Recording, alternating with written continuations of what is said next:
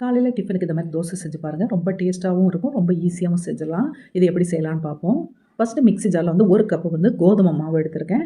அதுக்கு கூட வந்து தேவையான அளவு வந்து உப்பு சேர்த்துடலாம். மஞ்சப்பொடி வந்து ஒரு 2, 3 பிஞ்சு சேர்த்தா போதும். ரொம்ப நிறைய வேண்டாம், இல்லைன்னா மஞ்சள் வாசனை வந்துடும். ஒரு 1/4 கப்பு வந்து காய்ச்சி ஆற வச்ச பால், ஒரு 1/4 கப்பு வந்து சாதா தண்ணி சேர்த்துக்கலாம். தண்ணி பத்தலைன்னா நம்ம அப்புறம் கூட சேர்த்துக்கலாம். இப்போ ஒரு 1/4 கப்பு பாலும் 1/4 கப்பு தண்ணியும் சேர்த்தா போதும். இனி இதில் வந்து ஒரு முட்டை உடைச்சு ஊற்றிக்கலாம். 1 டீஸ்பூன் வந்து குக்கிங் ஆயில் சேர்க்கணும். இதில் 1 டீஸ்பூன் எண்ணெய் சேர்த்தா போதும்.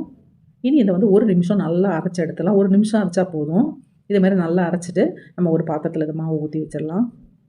மாவு வந்து இது மாதிரி இருக்கணும். ரொம்ப கெட்டியாகவும் இல்லாமல் ரொம்ப தண்ணியாகவும் இல்லாமல் இருக்கணும். ரொம்ப தண்ணியாகிடக்கூடாது மாவு. அதுமாதிரி ரொம்ப கெட்டியாக இருந்தால் லைட்டாக தண்ணி சேர்த்துக்கோங்க.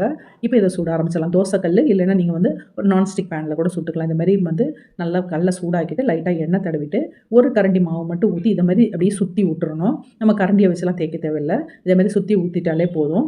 நல்ல சீக்கிரமாகவே வெந்துடும். இது கொஞ்சம் ஹை ஃப்ளேமில் வச்சு ஒரு 10 செகண்ட் ஆனோன்னா திருப்பி போட்டுருங்க. நம்ம சப்பாத்தி சுடுவோம் பார்த்தீங்களா, திருப்பி போட்டு அதேமாதிரி தான் இதையும் சுட்டு எடுக்கணும். ஒரு 4, 5 தடவை திருப்பி போட்டு நல்லா வேக வச்சு எடுக்கணும். நான் லைட்டாக அதில் நெய் ஊற்றுறேன். நீங்கள் நெய் ஊற்றினா ஊற்றிக்கோங்க. ஊற்றும்போது டேஸ்ட்டு ரொம்ப நல்லாயிருக்கும். இல்லைன்னா சாதா ஆயில் கூட ஊற்றிக்கலாம். ஊற்றாமையும் சுட்டு எடுக்கலாம். இதேமாதிரி நம்ம லைட்டாக ப்ரெஸ் பண்ணி விட்டோன்னா நம்ம சப்பாத்தி நல்லா பொங்கி வரும் பார்த்தீங்களா, அதே மாதிரி இதுவும் நல்லா புஷ்ஷுன்னு பொங்கி வரும். இதேமாதிரி லைட்டாக ப்ரெஸ் பண்ணி விட்டுட்டு திருப்பி போட்டு 2 பக்கம் நல்லா வேக வச்சு எடுத்துடணும். ஒரு 4, 5 ட்ரிப்பு திருப்பி போட்டாலே 2 பக்கம் திருப்பி போடும்போது இந்த மாதிரி வெந்துடும். சப்பாத்தி வேகிற டைம் தான் ஆகும். இதே மாதிரி நல்லா வெந்த பிறகு எடுத்துருங்க. இந்த தோசை சும்மா சாப்பிடவே அவ்வளோ டேஸ்ட்டாக இருக்கும். ட்ரை பண்ணி